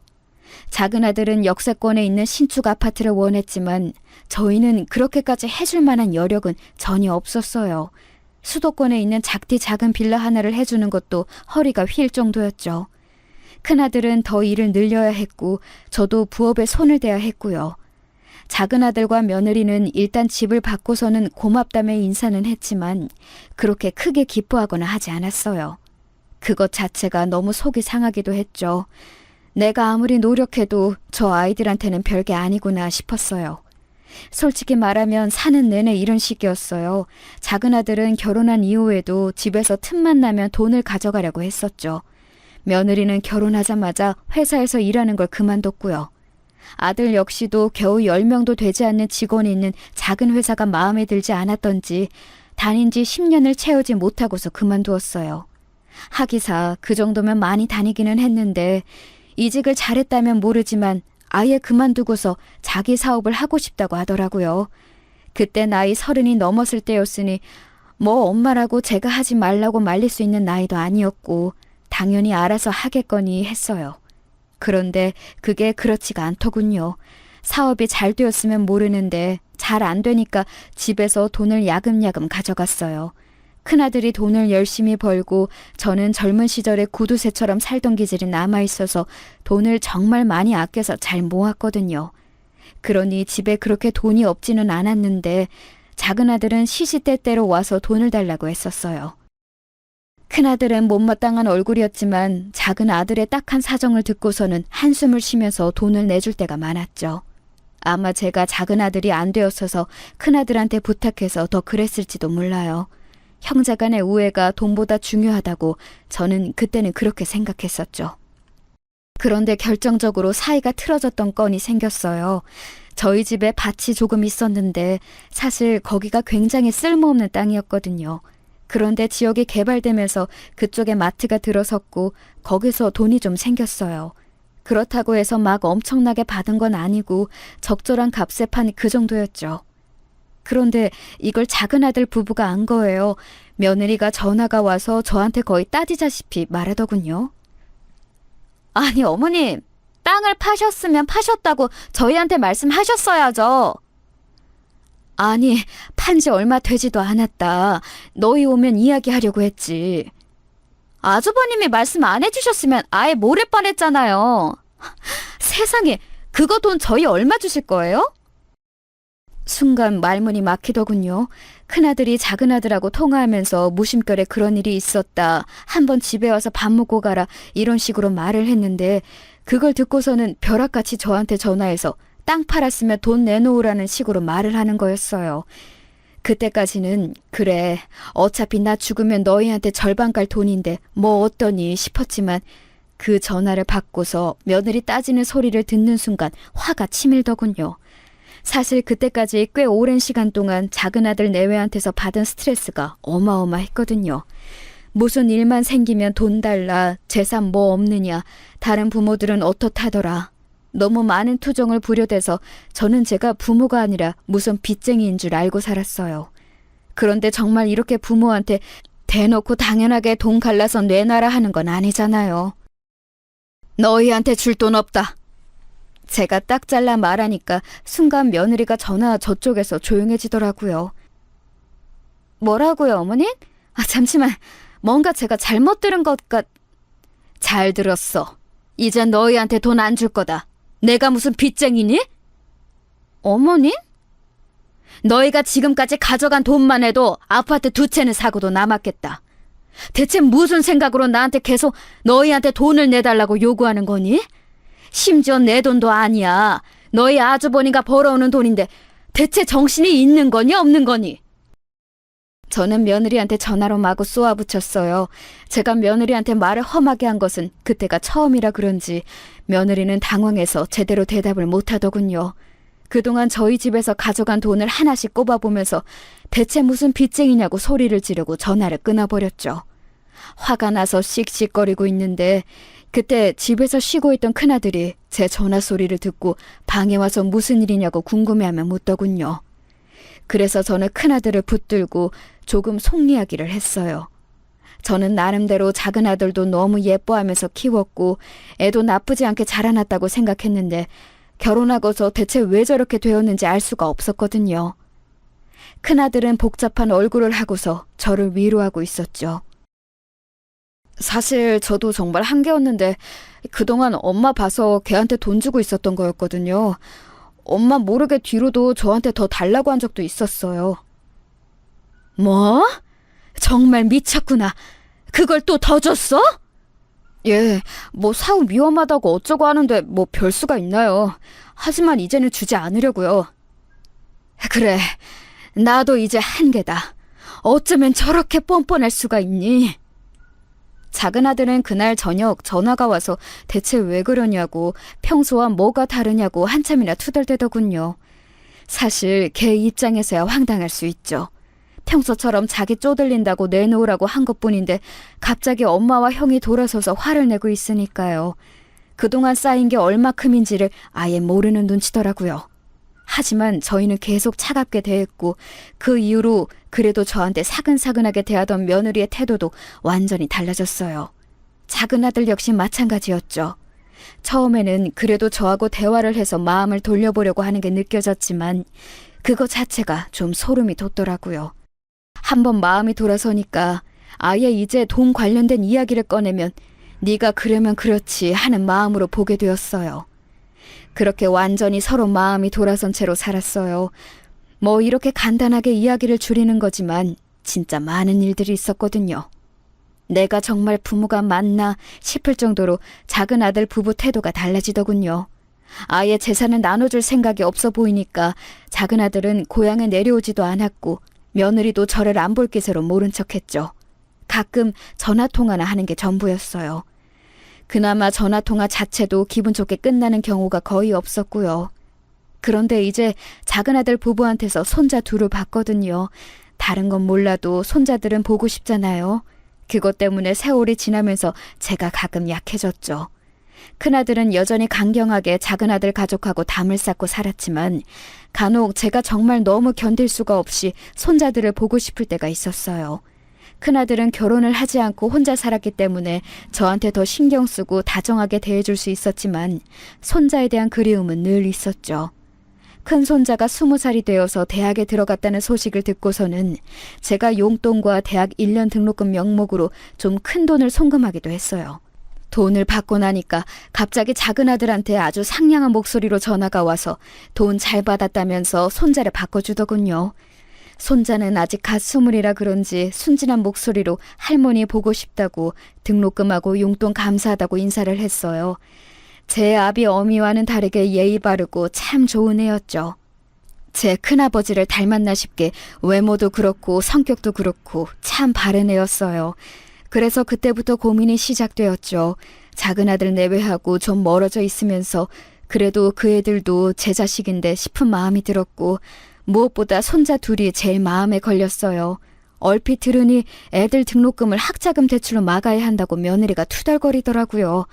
학자금 대출을 알아보니까 나중에 손자들이 취업해서 갚아야 하는 빚이라고 해서 속이 좀 상했어요. 사회 나가면서 이미 빚을 지고 나간다는 게 좀 어려운 일인가요? 정말 고민이 깊어지더라고요. 그런데 그렇게 제가 고민을 깊게 하던 무렵 큰일이 터졌어요. 큰아들은 그 당시 이미 작은 배를 하나 사서 꿈이었던 선주가 되어 일하고 있었는데요. 수완이 좋아서 돈을 상당히 잘 벌고 있었어요. 그간 번 돈을 제가 차곡차곡 모아놨기 때문에 겉으로는 검소하게 살았지만 저희 실제 재산은 상당히 많아진 상태였죠. 작은 아들 내외한테 주지도 않아서 세워나갈 돈도 없었고요. 큰아들은 제가 더 나이 먹고 나서 도시에 나가 좋은 집으로 가서 살아야 한다면서 더 바싹 벌어서 모아야 한다고 말하고는 했어요. 저는 그냥 고향에서 쭉 사는 게 낫다. 나이 먹어 나가봐야 뭐 하겠냐고 했지만 큰아들은 달랐어요. 몸 아프면 큰 병원에 가야 하는데 그러면 도시의 좋은 집에서 살면서 병원 근처로 가야 한다고요. 맞는 말이긴 했지만 저는 큰아들이 그렇게 무리해서 일을 하는 것이 불안하기도 했었죠. 날씨가 안 좋은 날은 일을 쉬어야 했어요. 그게 당연한 일이었는데 어느 날은 큰아들이 괜찮을 거라면서 굳이 나서더군요. 물론 새벽에는 하늘이 맑았는데 아들이 나가고 나서 시간이 흐르면서 점점 더 날이 어두워졌어요. 바람이 세게 불고 바다가 뒤집어지는 듯한 날씨의 하루였죠. 그 이후 며칠 동안 큰아들은 돌아오지 못했어요. 저는 울며 불며 작은아들 내외한테 전화를 했고 곧 작은아들과 며느리가 허겁지겁 고향으로 내려왔죠. 제 평생을 지탱해준 큰아들인데 제 아버지와 똑같이 바다에 나갔다가 돌아오지 못한다고 생각하니 정신이 나가버릴 것 같았어요. 왜 하필이면 어부를 선택해서 또 저 매정한 바다에 나가 돌아오지 못하나 원망스러웠죠. 작은아들은 저를 다독이면서 사방팔방 알아볼 수 있는 곳을 찾아봤지만 뭐 바다에서 실종되는 어부가 드문 것도 아니고 다들 난색을 표할 뿐이었어요. 왜 그렇게 숙련된 사람이 그 날씨에 나갔느냐, 안타깝다, 그 정도의 말밖에 듣지 못했었죠. 작은아들은 제 형이 그렇게 실종되었다는 사실에 충격을 받았는지 제 손을 잡고 하룻밤 눈물을 지으면서 함께 앉아있기도 했어요. 저는 정말 세상이 무너진 것처럼 울지도 못한 채로 방에 가만히 앉아있기만 했죠. 그리고 큰아들이 실종되었다는 사실을 애써 되새기고 있는 저한테 며칠 뒤 며느리가 들어와서 할 말이 있다고 했어요. 무슨 말이니? 버석하게 메마른 얼굴로 묻는데 며느리는 잠시 죄책감이 드는 듯한 표정을 짓더니 이내 원래의 그 새침한 얼굴로 돌아가더군요. 그때부터 이미 조금 안 좋은 예감이 들기 시작했어요. 다른 게 아니라 이제 이 집 비워야 하지 않을까 싶어서요. 이 집을? 왜? 이렇게 큰데 어머님 혼자 계실 필요가 없잖아요. 저희랑 같이 올라가서 저희 집에서 사시는 게 어때요? 싫다. 내가 왜 고향을 떠나니? 하지만 이 집 새놓을 수도 있는데 공과금이랑 세금이랑 어머님이 감당하시기엔 큰 돈이잖아요. 저희는 그거 못 내드려요.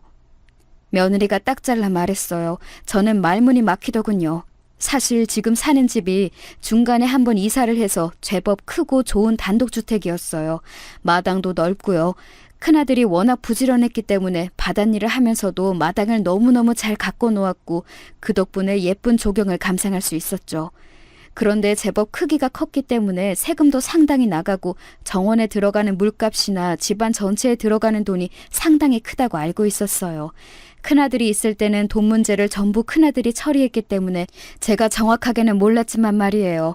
그 돈을 이제 아무런 수입도 없는 제가 낼 수는 없었죠. 그래서 나를 데려가겠다는 거니? 저희 집에 함께 계시면 되잖아요.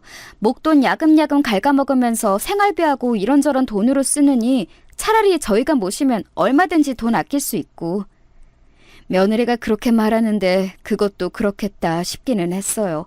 작은 아들이 이제 모시겠다는 거니까 저한테 나쁠 것도 없을 듯 했고요. 좋다. 하지만 당분간은 이 집은 그냥 놔둬주렴. 왜요? 며느리가 못마땅하다는 듯이 물었어요. 애초에 제가 나가면 당장 이 집을 새놓으려던 게 보여서 조금 초조해졌죠. 나이 먹고 세상 물정 모르는 저로서는 애들한테 기댈 수밖에 없는 상황이었거든요. 당연하지 않니? 너희 아주버니가 언제 돌아올지 아직은 모르는 일이잖아. 실종된 지 얼마나 되었다고. 아휴, 바다에 나가서 태풍 만난 날인데 그게... 며느리는 가당찮다는 얼굴로 한 소리를 하려다가 제 얼굴을 보고서는 입을 얼른 다물었어요. 며느리가 하려던 말은 끝까지 듣지 않아도 알 수 있었죠. 제가 생각해도 큰아들이 다시 돌아올 확률은 아주 낮았으니까요. 하지만 부모 마음이라는 게 절대 그럴 수가 없는 노릇이었죠.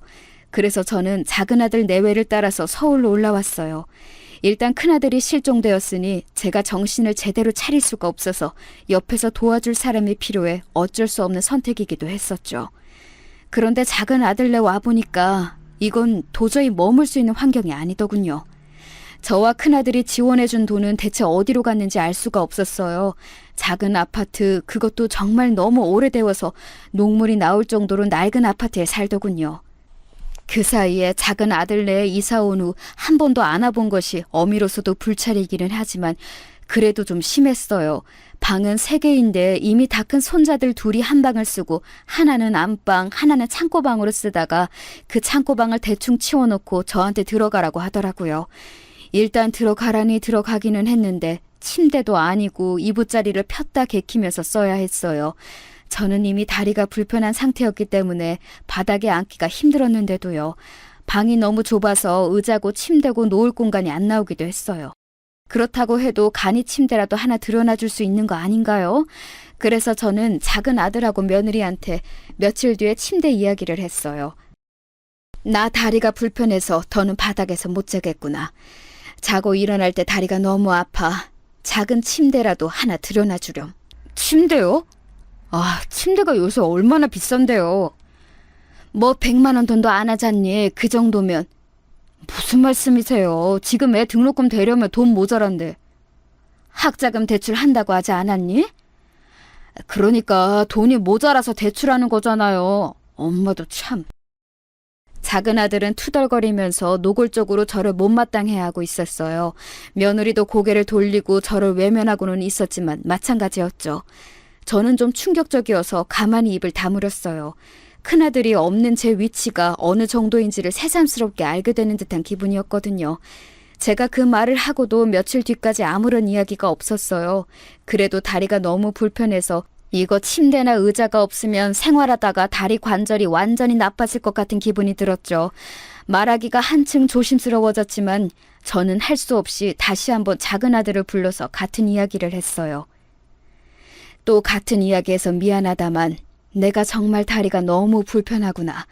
침대 작은 거 하나만 들여놔주렴. 아니면 내 돈으로 살 테니 들여놓을 때만 좀 도와주겠니? 기사 아저씨가 일은 다 할 테니까. 아, 진짜 이 좁은 집에 짐 하나 더 넣으면 얼마나 귀찮은지 아시면서 그래요? 강원도 집이야 넓고 편해서 엄마 하고 싶은 대로 하고 사셨겠지만 여기서는 안 돼요. 다 사정에 맞춰서 살아야 한단 말이에요. 작은 아들은 투덜거리면서 한숨을 쉬었어요. 그러더니 골똘히 궁리하는 표정이 되었죠. 알았어요.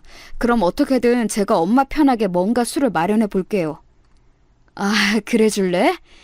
저는 작은 아들인 며느리를 설득해서 어떻게든 침대를 들여놓을 만한 술을 마련한다는 것인 줄 알았죠. 너무 당연하지 않을까요? 며느리가 살림살이를 도맡고 있는 사람이니까 아무래도 며느리한테 허락을 받아야 할 거예요. 저그들이 날 데리고 와서 이 좁은 아파트에서 모시고 살겠다고 했지만 그래도 어쨌든 같이 사는 사람이니 며느리도 오케이를 해야 할 테니까요. 그런데 며칠 뒤 작은 아들이 저를 데리고 나와서 한 말은 충격적이었어요. 엄마, 침대는 못 살 것 같지만요. 그런데 그냥 저희 집 말고 더 편한 데 가시는 게 좋을 것 같아요. 더 편한데? 빙글빙글 웃으면서 작은 아들이 그렇게 말하는데 뭔가 불길하더군요. 저는 불안한 얼굴로 작은 아들을 쳐다보면서 무슨 말인지 모르겠다고 고개를 저었어요. 무슨 소리니 그게? 요양원요. 아시면서 모른 척하세요? 뭐 요양원? 저는 너무 놀랐어요. 아니, 제가 나이가 많기는 해도 거동에 불편함은 없었고 정신도 맑았거든요. 혼자 생활하는데 아무런 지장이 없었어요. 그런 저한테 불편할까봐 자기네 집에서 함께 살자고 한 건 작은 아들네가 먼저였는데 그건 상관없이 저한테 요양원으로 가라니요. 너 요양원으로 가라니 그게 무슨 소리니? 요양원이 요양원이죠 뭐. 거기 가시면 침대도 있고 시중 들어주는 사람들도 있으니 편할 거예요.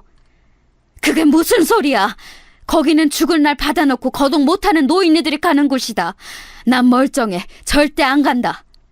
제가 펄쩍 뛰자 작은 아들은 입을 대빨 내밀고서 불평불만을 늘어놓기 시작했어요.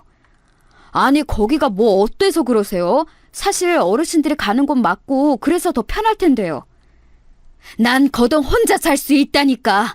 이럴 거면 그냥 나 시골집에 데려다 다오. 나 혼자 얼마든지 산다.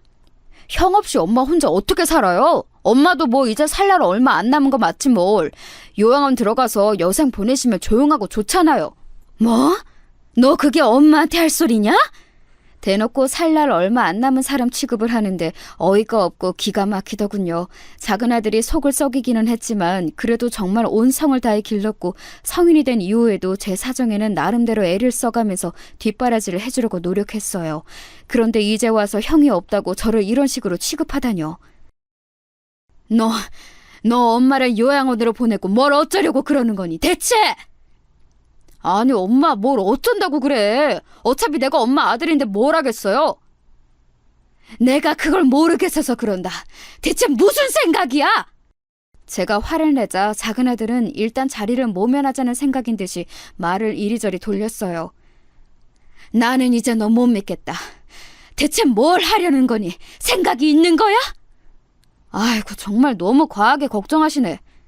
작은 아들은 제가 계속 추궁하자 결국 화를 내면서 말을 했죠. 엄마, 아들 이제 나 하나 남았어요. 나도 좀 편하게 살자. 그동안 형하고 엄마만 둘이 편하게 살았잖아. 나하고 애들 엄마 고생하는 거 그렇게 외면하고 살았으면서 미안하지도 않아요? 엄마는 항상 그런 식이지. 옛날에도 형한테만 밥 많이 주고 형만 칭찬하고 형한테만 용돈 주고. 순간 말문이 막히더군요. 제가 치매가 걸려서 옛날 일을 완전히 잊은 게 아니라면 절대 그런 일은 없었어요. 큰아들은 도리어 제가 받은 밥에서 남겨서 절 주려고 했고 그 밥을 빼앗아 먹은 건 작은 아들이었죠. 너무 화가 나서 말을 어떻게 할 수가 없는데 작은 아들이 그 틈을 안 놓치고 대거리를 하더라고요. 그동안 엄마하고 형하고만 편히 살아서 좋았겠어요. 그런데 이젠 그렇게 안 돼요. 나 애들 등록금도 내야 하고 사업 자금도 융통 좀 해야 한다고. 강원도 집만 세주고 형 앞으로 되어있는 예금만 조금 내줘도 우리 집 숨통 트일 수 있어요. 엄마는 그냥 요양원이라 들어가서 살아요. 엄마 통장하고 도장, 신분증 전부 내가 가지고 있으니까. 작은 아들의 눈은 이미 욕심으로 완전히 어두워져 있었죠. 가만히 보니 이미 저를 데리고 올 때부터 며느리와 이야기가 되어 있었던 모양이었어요. 그러니까 며느리하고 이리저리 말을 해본 다음 일단 자네 집으로 데리고 와서 있게 하다가 요양원으로 보내버릴 셈이었던 거였죠. 그 속셈도 모른 채 저는 쫄래쫄래 따라와 버린 거였고요. 너의 아버지와 형 보기 부끄럽지도 않니? 어떻게 이럴 수가 있어? 제가 힘이 빠져서 축 늘어져서 그렇게 말하자 작은 아들은 도리어 콧방귀를 뀌었어요. 그러게 미리 잘하셨으면 제가 안 이러죠. 어려운 아들 계속 무시하시다가 이제 좀 후회되세요? 내가 대체 언제... 아무튼 엄마 요양원 가시는 것을 알고 계세요. 애들 엄마하고도 다 이야기해놨어요. 작은 아들은 그렇게 일방적으로 통보해버렸어요. 그리고 며칠 뒤 정말로 작은 아들과 며느리가 제 짐을 꾸려서 저더러 나오라고 하더군요. 며느리 얼굴이 너무 밝아서 여태까지 본 적도 없는 표정을 하고 있었어요. 지금까지 저를 대하면서 그렇게 밝은 표정을 한 적이 없었거든요. 저는 애들한테 안 가겠다고 반대할 만한 의지조차도 사라진 상태였어요. 큰아들은 실종되고 저 혼자 남은 상태에서 둘째 아들은 대놓고 저한테 요양원으로 가라, 그리고 재산 내놔라 하고 말하는 상태였으니 말이에요. 그래도 저는 제 아들이 설마 이렇게까지 저를 막대하리라고는 상상도 하지 못했었어요. 얼른 나가세요, 어머님. 며느리가 저의 등을 밀면서 재촉하더군요. 기어코 요양원으로 쫓아내고 재산만 가져가겠다는 태도라서 저는 너무 서러웠어요. 너희들 정말 이러면 안 되는 거다. 나중에 벌 받아. 제가 기어코 토해놨던 말에도 며느리는 새침한 얼굴로 돌아볼 뿐이었죠. 그렇게 말씀하지 마세요, 어머님. 자식들 벌 받는다고 저주하시는 분이 어떻게 어머님이세요? 저희한테 그동안 그렇게 서운하게 하셨으면 이 정도는 생각하셨어야죠. 내가 뭘 그리 서운하게 했니, 너희들한테? 너희 집에 간 돈만 해도 억대가 넘어. 아파트 2채는 샀겠다. 아파트 2채라뇨. 한 채도 안 돼요. 돈은 잔뜩 버시면서 힘든 작은 아들한테 그 정도 주셔놓고 지금 유세하시는 건가요? 며느리가 표독스럽게 저를 노려보더군요. 너무 어처구니가 없었어요. 며느리와 작은 아들은 정말로 저한테 너무너무 서운하고 제가 못할 짓을 해왔다고 생각하는 모양이었어요. 아니, 그러면 사업 실패니 생활고니 하면서 계속해서 돈을 빼가려고 호시탐탐 노리는 작은 아들한테는 돈을 물쓰듯이 썼어야 했을까요? 심지어 그 돈은 제 것도 아니었어요. 저희 큰아들이 번 것이었죠. 저는 그 자리에 주저앉아서 이판사판으로 애들한테 삿대질까지 했어요. 나 못 간다. 날 요양원으로 보낼 거서 너희들이 너희 형하고 내 재산으로 무슨 짓을 할지 알고? 왜 이러세요? 앞집에서 듣겠어요. 남 부끄럽게 이런 짓 좀 하지 마세요. 어쩜 체면도 없이. 작은 아들과 며느리가 신경질을 내면서 양쪽에서 제 팔을 붙들고 이렇게 세우려 하더군요. 다리 아프고 허리 아픈 늙은 어미 생각은 아예 없는 것 같았어요. 저는 울었지만 작은 아들 내외가 전혀 저를 봐줄 생각이 없었죠. 애들한테 이끌려서 주차장에 내려가서 멍하니 서 있는데 차 문도 안 열어주고 기다리라고 하더군요. 짐 가져올 테니까 좀 기다리세요. 아예 다 빼야 하니까 좀 많아요. 제가 고향집에서 작은 아들네로 올 때 가져온 짐이 그래도 큰 가방으로 1,000여 개는 되었어요. 애들이 오랫동안 같이 살자고 꼬드기는 바람에 그렇게 주선주선 바리바리 싸들고 온 거였죠. 그걸 다 가져오겠다고 하는 애들을 보다가 저는 휴대폰을 열었어요. 그리고 익숙한 번호로 전화를 한 통 넣었죠. 곧 저를 데리러 올 사람한테요. 뭘 하느라 꾸물거리는지 한참이나 지나서야 작은 아들 내외가 아파트에서 내려왔죠. 엄마, 이제 차 타세요. 빨리 가야 하니까. 그렇게 급한 거니? 당연하죠. 엄마 모셔다 드리고 이제 저희 뭐 이것저것 볼 일도 있고요. 저희 놀면서 살지 않아요. 엄마 시중만 들어드릴 수가 없어요. 어머님, 요양원 가시면 옆에서 다 해주는 분들 계시니까 편할 거예요. 제가 고분고분해지자 그 사이에 기분이 좋아진 듯한 며느리가 사근사근하게 말을 하더군요. 개뿔, 말도 안 되는 소리, 속으로 욕을 퍼부었지만 저는 더 이상 이 애들한테 감정 소모조차 하기 싫어서 그냥 입을 다물었어요. 그리고 이제나 저제나 기다리는 사람이 언제 오나 고개를 빼고 주차장 입구 쪽을 바라보았죠. 작은 아들이 차에 타라고 하는데 저는 버티고 서서 아들과 며느리를 노려보았어요. 아니, 또 왜 그러시는데요? 답답하다는 듯 작은 아들이 그렇게 말하는데 저는 입을 꾹 다물었어요. 그때 주차장 입구 쪽으로 차 한 대가 들어왔죠. 그리고 저는 얼른 그 차 쪽으로 뛰어갔어요. 엄마, 뭐 하세요? 제가 차 앞으로 뛰어들까 겁이 덜컥 났던지 작은 아들이 급하게 제 쪽으로 와서 저를 잡으려고 들었죠. 하지만 저는 작은 아들한테 잡히는 것도 싫어서 차 뒤쪽으로 돌아서 도망갔어요. 다른 주민들이 보면 치매 노인이라고 해요. 남 부끄럽게. 작은 아들이 소리를 지르면서 저를 잡으려고 했지만 그 사이에 운전석에서 남자 한 명이 내려서 막아섰죠. 그리고 그 남자 얼굴을 확인한 작은 아들 표정이 볼만하더군요. 형? 그래, 나다. 큰아들은 화가 잔뜩 난 얼굴로 표정을 굳히고 작은 아들을 내려다보았어요. 원래도 큰아들이 키가 크고 오랫동안 바다 일을 해서 체격도 비교가 안 될 정도로 크고 건장했죠. 작은 아들은 계속 운동도 하지 않고 사무직 일만 해서 체격이 상당히 왜소했어요. 애초에 장남한테는 작은 아들이 고분고분한 것도 있었고요. 그때 뒤를 따라왔던 며느리도 기겁해서 입을 가렸어요. 어머, 아주버님? 그래요, 재수씨. 오랜만입니다. 큰아들은 불쾌한 얼굴로 저를 뒤로 숨기고서 작은아들 내외를 훑어보았어요. 작은아들은 제대로 말이 나오지 않는지 한참이나 더듬거리다가 말을 꺼냈죠. 형, 어떻게, 아니, 바다에서... 그래, 실종되었었지. 근데 넌 그 사이에 엄마 잘 안 모시고 지금 뭐 하는 거냐? 아니야, 잘 모셨어. 지금은 그냥 모시고 나들이 가려고 했던 거야. 작은 아들은 황급하게 며느리한테 눈짓했고 며느리 역시도 당황해서 말했어요. 맞아요. 지금 어머님이 답답하다고 하셔서 모시고 나가려고 했거든요. 그렇죠, 어머님? 며느리는 제발 부탁한다는 듯한 어조로 저한테 물었어요. 하지만 저는 이제 거기에 대고 맞춰줄 생각 같은 건 없었죠. 모시고 나가려고 한 거 맞지? 요양원으로 말이다. 저는 큰아들 뒤에 서서 작은 아들과 며느리를 노려봤어요. 실시간으로 둘의 얼굴이 창백해지고 있더군요. 큰아들의 얼굴은 험상 굳어졌고 원래도 체격이 좋고 조금 위압적인 큰아들이 한 걸음 다가서니까 왜소한 작은 아들이 주춤거리면서 물러날 수밖에 없었어요. 이전이었다면 작은 아들이 안쓰러워서 막아줬겠지만 이제는 그럴 마음이 조금도 들지 않았죠. 제가 왜 그래야 할까요? 기회가 생기자마자 저를 요양원에 보내려고 했던 자식인데. 애초에 바다에 나갔던 다음날 돌아왔는데 너하고 재수씨가 어떻게 나오나 보려고 내가 안 나타나고 있었다. 그랬더니 결국 이 꼴이구나. 이미 엄마한테 전화로 이야기 다 들었다. 형, 그런 게 아니라 너 엄마 신분증하고 도장 다 빼앗아 가지고서 협박했다며? 큰아들이 으르렁거리면서 말하자 작은아들과 며느리가 할 말을 찾지 못하고 입만 뻐끔대다가 고개를 숙였죠. 나 나중에 죽으면 너희한테 유산을 얼마나 줘야 하나 고민 중이었다. 이제 결론이 났구나. 너희한테는 한 푼도 못 주겠다. 저는 작은아들 내외를 노려보았어요.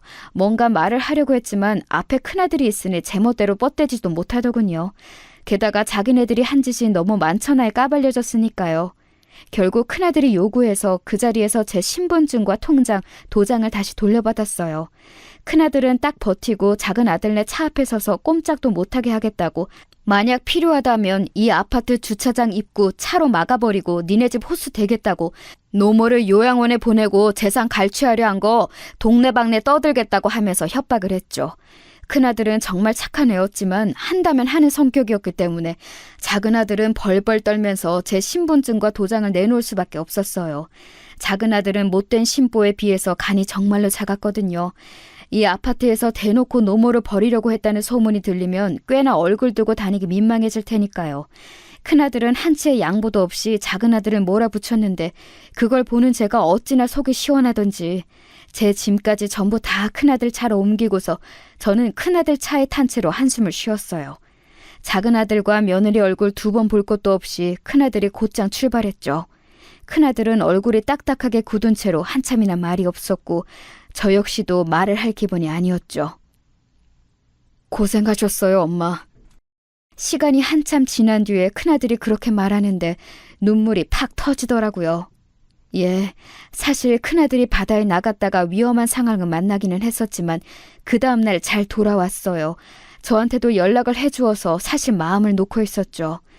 큰아들이 무사히 돌아왔다는 사실을 알고는 있었는데 이왕 이렇게 된 거 한번 둘째네가 어떤 생각을 품고 있나 좀 보자 하면서 큰아들과 말을 맞췄었어요. 그래도 손자들이 장성했고 그간 왕래가 드물었으니 좀 정신을 차렸을까 기대도 하면서 말이에요.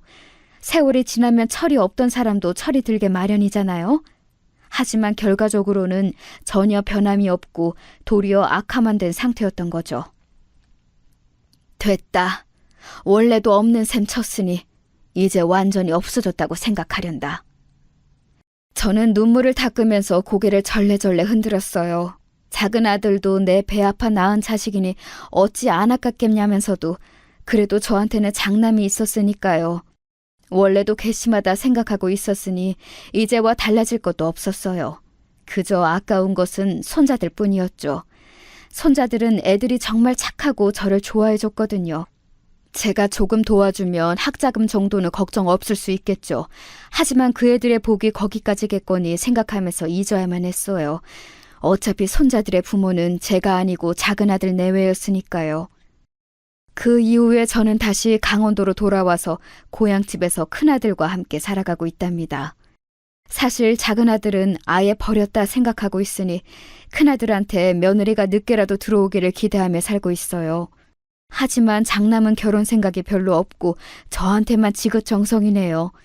엄마 된 입장으로서는 정말 고마운 자식이면서도 큰아들의 인생이 좀 쓸쓸하지 않을까 참 걱정입니다.